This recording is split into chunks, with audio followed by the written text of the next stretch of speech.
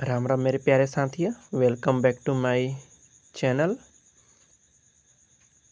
Learners Gurukul. आप सभी का इस चैनल पर हार्दिक से हार्दिक स्वागत है। मैं अंकुर कुमार आप सब के बीच प्रस्तुत कर रहा हूं बिहार बोर्ड मैट्रिक 2024 के लिए, जिसमें पनोरमा बुक का पोइट्री सेक्शन का लेसन 2 है,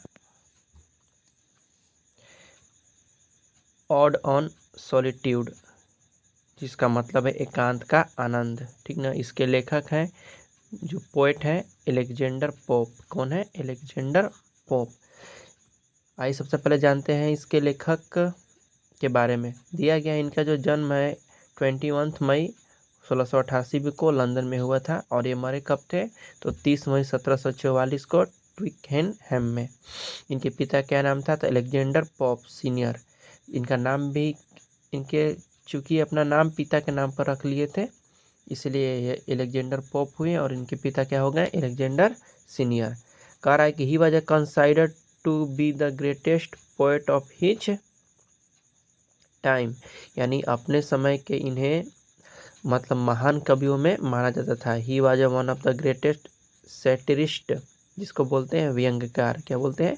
व्यंग्यकार of the early 18th century, यानी 18वीं शताब्दी की शुरुआत के ही मतलब महान व्यंग्यकार थे। He is also known has for the rape of the lock, the Dunciad, the epistles, essay on criticism on and essay on man.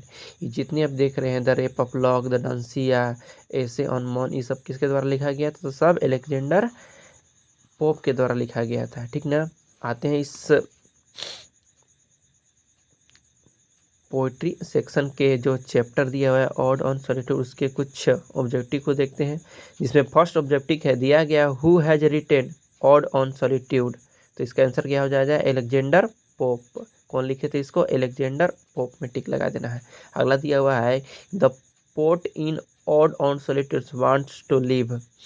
जो इस ऑड ऑन सॉलिट्यूड के जो क्या है लेखक है, वे किस तरह जीना चाहते थे?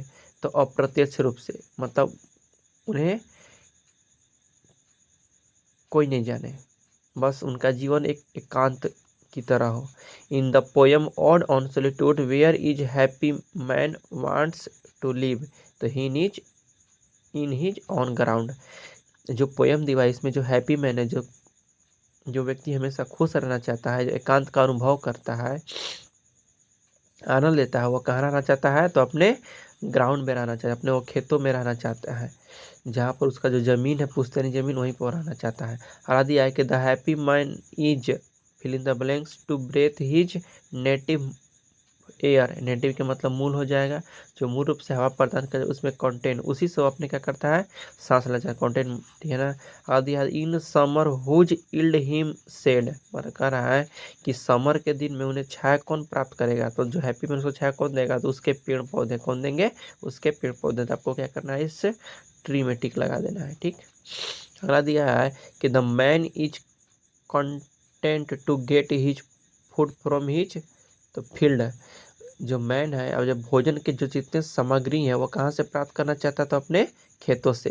ठीक ना, अपने खेतों से। Hours day and years away fill in the blanks for the happy man. जो घंटा, दिन और साल जो बीत रहे हैं हैप्पी मैन के लिए, किस तरह बीतते हैं? तो सॉफ्टली, धीरे धीरे। अगला दिया, in ode on solitude the poet says that a happy man wants to fill in the blanks unlimited. तो जो असमझ, वो नहीं चाहते हैं कि कोई उनके बारे में दुखित हो कि ये सुनकर कि वे मर चुके हैं। तो किस तरह से मरना चाहते हैं? वो डाई। यह दिखाया गया कि वह अनलिमिटेड मरना चाहते हैं। अगला दिया है कि where does happy man live. तो जो हैप्पी मैन वो कहाँ रहता था? तो इन हिज नेटिव लैंड, को अपने कहाँ रहता था? नेटिव लैंड में रहता था।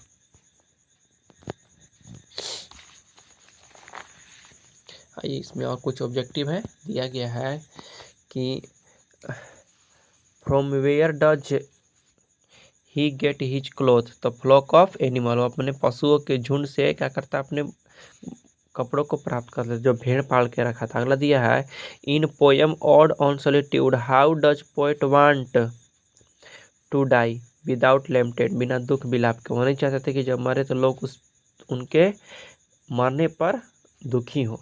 How does poet want to lead his life, जो पोएट है अपना जीवन किस तरह व्यतीत करना चाहते थे, इनोसेंट, बिना दोष के, उन पे किसी तरह का कोई दोष नहीं हो, ठीक ना उनसे किसी को शिकायत हो।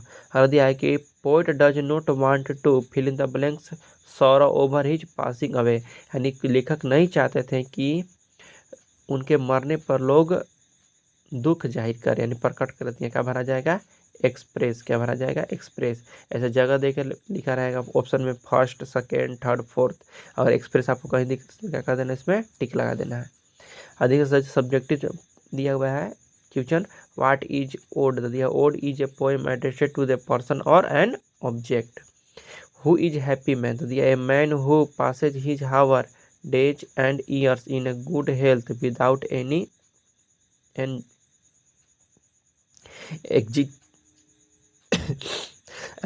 Content with his few acres of a paternal land is a happy man. मतलब कह रहा है कि a man who passes his hour day and year, मतलब वह व्यक्ति जो अपना घंटा, दिन और साल को गुड हेल्थ यानी अच्छे स्वास्थ्य में बिना किसी चिंता और कंटेंट संगमरी को अपने कुछ एकड़ जमीन में बिताना चाहता है, वही क्या है, हैप्पी मैन है। अगला दिया हुआ है कि why does the poet wants to live and die स्टिल्थली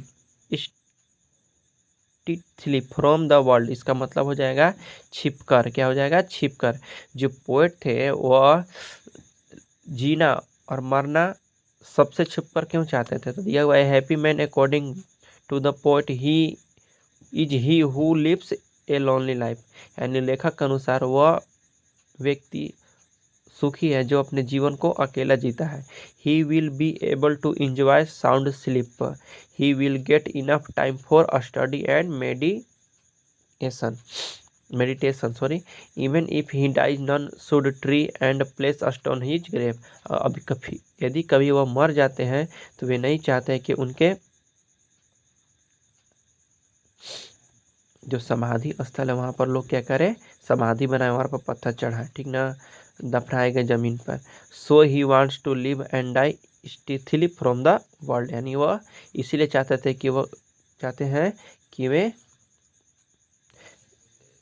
छुपकर और छिपकर क्या करें, अपने जीवन को जिए और मरे।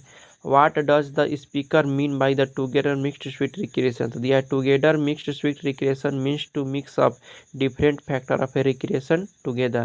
The poet meant to say that for sweet recreation a man should have a peaceful atmosphere. मतलब लोग क्या कहते हैं पोएट कि say that for sweet recreation मतलब अच्छी और मीठी रिक्रिएशन पुनः निर्माण के लिए a man should have a peaceful atmosphere, शांतिपूर्ण एटमॉस्फेयर आना चाहिए।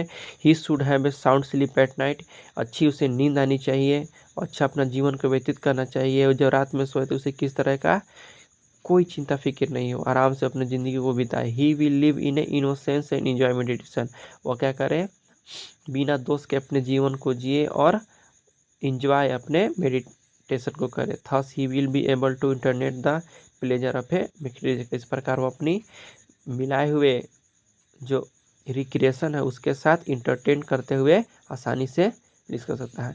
और इस तरह ऑब्जेक्टिव और सब्जेक्टिव हमारा समाप्त होता हुआ। अगर वीडियो पसंद आए तो वीडियो को लाइक कर दीजिएगा और जितना हो सके शेयर कर दीजिएगा और चैनल को सब्सक्राइब करना ना भूलेगा। तब तक के लिए जय हिंद, धन्यवाद।